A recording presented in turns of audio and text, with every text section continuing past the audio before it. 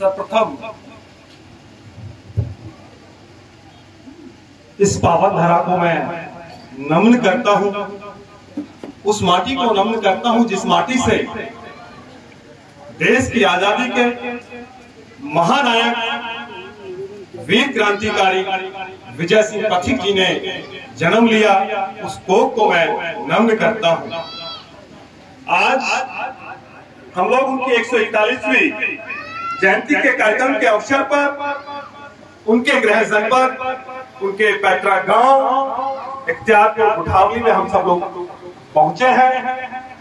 मैं तमाम सम्मानित अतिथियों, मातृशक्ति, नौजवान साथी, पत्रकार, साहित्यकार, तमाम सब लोगों को मैं प्रणाम करता हूं। जय हिंद, जय भारत, नमस्कार।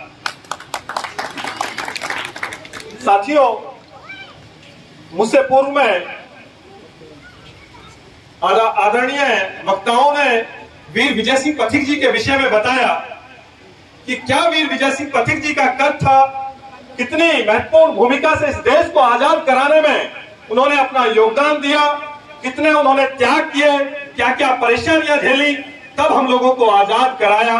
और उन्हीं की बदौलत आज हम लोग आजाद भारत में आजादी के साथ, स्वतंत्रता के साथ हम लोग सांस ले रहे हैं। ऐसे संत को, ऐसे क्रांतिकारी को, ऐसे साहित्यकारी को, ऐसे पत्रकार को मैं बार बार प्रणाम और नमन करता हूं। साथियों, अभी धर्मेंद्र राठी जी बता रहे थे और हमारे चौधरी साहब ने उनके ऊपर पीएचडी किया है। उन्होंने बताया कि लाहौर षड्यंत्र केस में वो मुख्य आरोपी थे और उस लाहौर षड्यंत्र केस में जो बम फूटा वह बम भी उनके हाथों के द्वारा बनाया गया था। लेकिन एक बात बताना भूल गए कि वीर विजय सिंह पथिक मुख्य आरोपी थे, लेकिन उनके ऊपर उस समय ब्रिटिश सरकार ने 15,000 रुपए का इनाम रखा था। ऐसा शेर कि हम लोग सब सपुत्र हैं।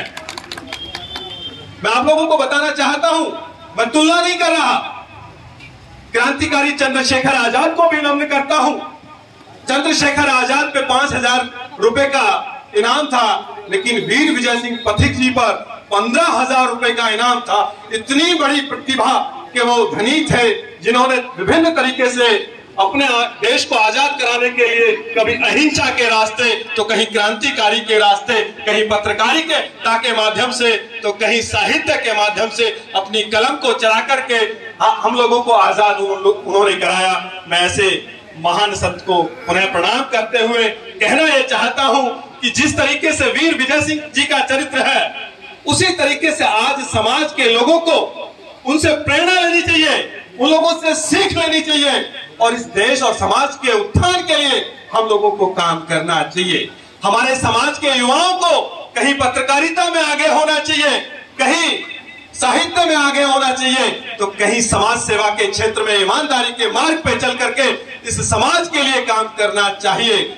ऐसी ही मातृशक्ति हमारे पीछे बैठी हुई है, मैं उनको भी बार बार प्रणाम करता हूं। आपके जज्बे का भी पूरे देश ने कर्तव्य देखा कि आपने जो गुजर महोत्सव में अपना योगदान दिया, उसके लिए मैं आप लोगों का भी हृदय से आभार प्रकट करता हूं।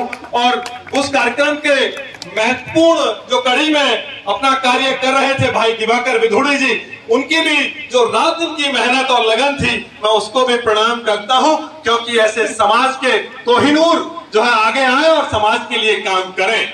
तो साथियों, हमारे बीच में मैं आदरणीय हमारे बीच में संत बैठे हुए हैं बाबा जी, मैं उनका नाम तो नहीं जानता, लेकिन उनको भी प्रणाम करता हूं। गुर्जर समाज से जन्म लेकर के और पूरे देश में शिक्षा के लिए अलग जगा रहे। एक बार आदरणीय स्वामी जी सत्यदेव जी को सम्मान में हम लोग ताली बजा करके उनका स्वागत करेंगे। ताली इस कदर बजनी चाहिए कि जैसे हम अपने स्वयं के सम्मान के लिए बजा रहे हो। तालियों की गड़गड़ाहट गुठावली और इख्तियारपुर में जानी चाहिए, सिर्फ इस केंद्र में रह करके सीमित न रह जाए।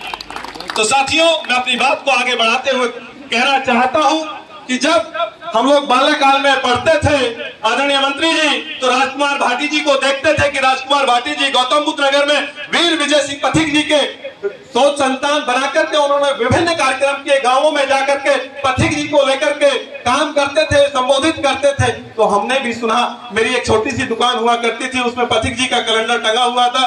तो हमें भी नहीं पता था कि पथिक जी कौन है, लेकिन उस कैलेंडर से हमने प्रेरणा ली और पथिक जी से प्रेरणा लेकर के समाज की सेवा के लिए हम लोग कूदे और समाज की सेवा करने के लिए जो उनसे प्रेरणा मिली है, मैं पुनः बार बार पथिक साहब का इसलिए धन्यवाद देना चाहता हूं कि उनके अंदर जो कार्य करने की जो क्षमताएं थी वो अपार थी, उसकी कोई सीमा नहीं थी।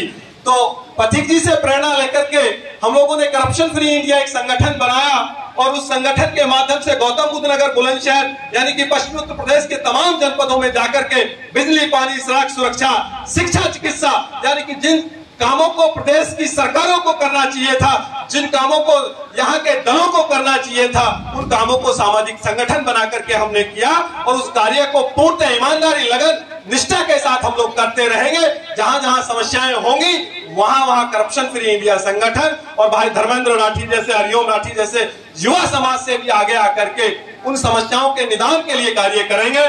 तो अभी बात आ रही थी कि शिक्षा की, कि भाई पथिक साहब ने शिक्षा को लेकर के विभिन्न क्षेत्रों में काम किए थे।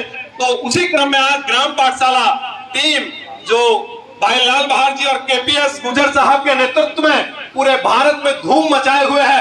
मैं केपीएस साहब को भी प्रणाम करता हूं कि इस उम्र में रिटायर्ड होने के बाद भी वो गांव-गांव जाकर के लोगों को जागरूक कर रहे हैं कि अरे भाई जाग जाओ, अपने इन बच्चों के लिए कुछ सोच समझ करके गांवों में देवालयों की तरह पुस्तकालयों का निर्माण कर लो। ऐसे ही एक कार्यक्रम में बादलपुर गांव में मैं इनके कार्यक्रम में पहुंचा और मेरी आत्मा ने कहा कि अरे प्रवीण, ये गौतम बुद्ध नगर और पूर्व मुख्यमंत्री मायावती जी का गांव है। जब बादलपुर जैसे गांव में लाइब्रेरी की आवश्यकता है तो तेरा गांव तो जनपद बुलंदशहर का मुंडी बकापुर जो पिछड़ा हुआ गांव है, आर्थिक रूप से पिछड़ा हुआ गांव है, उस गांव में बच्चों को पढ़ने के लिए लाइब्रेरी की अति आवश्यकता है। तो वहीं हमने संकल्प लिया कि हम अपने गांव में निःशुल्क आधुनिक पुस्तकालय का निर्माण कराएंगे और 2 महीने के अंदर अपने गांव के पंचायत यानी कि सचिवालय के अंदर पुस्तकालय का निर्माण किया और ऐसा पुस्तकालय का निर्माण हुआ कि अभी 2 वर्ष उसको 20 दिसंबर 2020 को यहाँ के बुलंदशहर के कलेक्टर और यहाँ के वरिष्ठ पुलिस अधीक्षक संतोष सिंह ने अपने कर कमलों से उसका उद्घाटन किया और आज उसका परिणाम माननीय मंत्री जी और प्रमुख साहब उसका यह परिणाम रहा कि मात्र 2 साल में 2.5 दर्जन बच्चे मेरे गांव के सरकारी नौकरियों पर पहुंचे हैं और आज जाकर के उस लाइब्रेरी अपने गांव, जनपद और देश का नाम रोशन कर रहे हैं।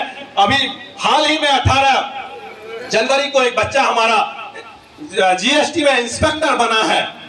दिव्यांग था, विकलांग था, लेकिन उसकी शिक्षा के आगे दिव्यांगता, विकलांगता कहीं कमजोर हो गई और उसने गांव का नाम रोशन करके जीएसटी इंस्पेक्टर पद की कुर्सी को हासिल किया और मुझसे बोला, भैया यही नहीं रुकना, एक दिन गांव से निकल करके आईएएस बनना है, आईपीएस बनना है, इस गांव की लाइब्रेरी का नाम रोशन करना है। ऐसे ही लाल बहार साहब और ग्राम पाठशाला समस्त टीम का मैं हृदय से आभार प्रकट करता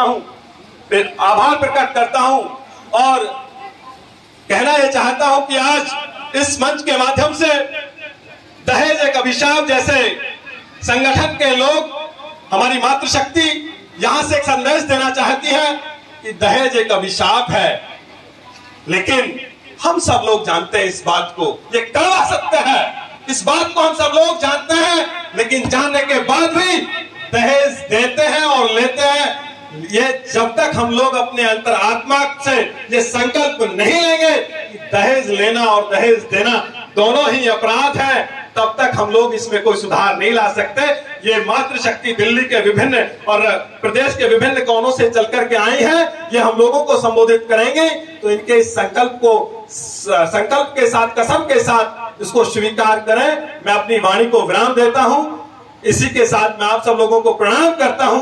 जय हिंद, जय भारत। आप लोगों से एक निवेदन करना चाहता हूं जयंती के अवसर पर कि साथियों, जिस तरीके से हम जब फोन उठाते हैं हेलो और नमस्ते और राम राम करते हैं, उसी तरीके से हम जब फोन उठाएं तो जय हिंद, जय पथिक का संदेश दें, ताकि पथिक जी हमारे हमेशा हृदय में रहें और हम लोग हमेशा याद करते रहें। मेरे साथ एक बार जोरदार नारा लगाएंगे, वीर विजय सिंह पथिक अमर रहे। विजय सिंह पथिक अमर रहे, वीर विजय सिंह पथिक अमर रहे। बहुत बहुत धन्यवाद। जय हिंद, जय भारत, जय हिंद, जय पथिक।